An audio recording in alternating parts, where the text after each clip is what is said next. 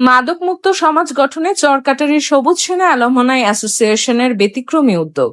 ঈদ আনন্দ football টুর্নামেন্টে উৎসব মুখর পরিবেশ। নিজস্ব প্রতিনিধি।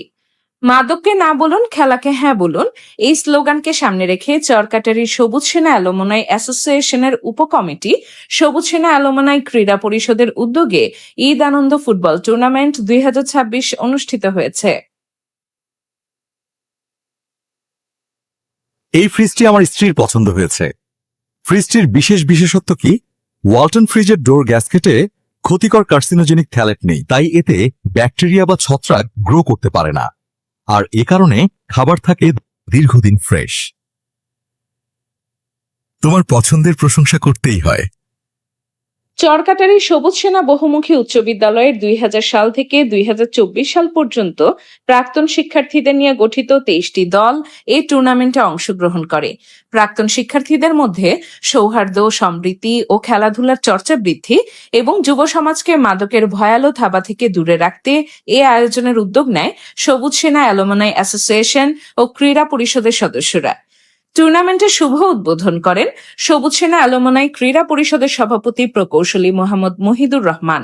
এ সময় উপস্থিত ছিলেন সবুজ সেনা অ্যালুমনাই অ্যাসোসিয়েশনের সভাপতি ডাক্তার আরশাদুল্লাহ, সিনিয়র সহ সভাপতি প্রকৌশলী মোহাম্মদ আব্দুল করিম, সাবেক দুদক কর্মকর্তা মোহাম্মদ মাসুদুল করিম, কানুনগো মোহাম্মদ জুলফিকার আলী ভুট্টো, কানুনগো মোহাম্মদ বাবুল আক্তার, কানুনগো মোহাম্মদ শামসুল ইসলাম, দপ্তিয়র ইউনিয়নের বিশিষ্ট সমাজসেবক মোহাম্মদ আলাউদ্দিন শিকদার, মোহাম্মদ আওলাদ হোসেন, প্রকৌশলী আজিজুল হক, প্রফেসর সাইদুর রহমান, অতিরিক্ত police super Mohammad Shariful Islam Sanowar, chairman Ayub Ali মণ্ডল, চরকাটারী ইউনিয়ন বিএনপির সাধারণ সম্পাদক মোহাম্মদ জাহাঙ্গীর আলম, চরকাটারী সবুজ সেনা উচ্চ বিদ্যালয়ের প্রধান শিক্ষক মোহাম্মদ আজিজুল হক, সাবেক চেয়ারম্যান মোহাম্মদ বারেক মণ্ডল, ওসি মোহাম্মদ ওয়াজিদ আলী সহ এলাকার ও বহিরাগত অসংখ্য গণ্যমান্য ব্যক্তি। খেলাকে কেন্দ্র করে যমুনা নদীর পাড় জুড়ে সৃষ্টি হয় উৎসব মুখর পরিবেশ। স্থানীয় বাসিন্দারা পরিবার পরিজন নিয়ে মাঠে উপস্থিত হয়ে উপভোগ করেন রোমাঞ্চকর সব ম্যাচ। টুর্নামেন্টের প্রথম পর্বে বিজয়ী 11টি দল দ্বিতীয় রাউন্ডে খেলার সুযোগ অর্জন করে। প্রতিটি দলই ফাইনালে খেলার প্রত্যয় ব্যক্ত করে। এলাকার সচেতন মহল মনে করেন, শিক্ষিত যুব সমাজকে মাদকাসক্তি থেকে দূরে রাখতে খেলাধুলার এমন আয়োজন অত্যন্ত কার্যকর ভূমিকা রাখবে।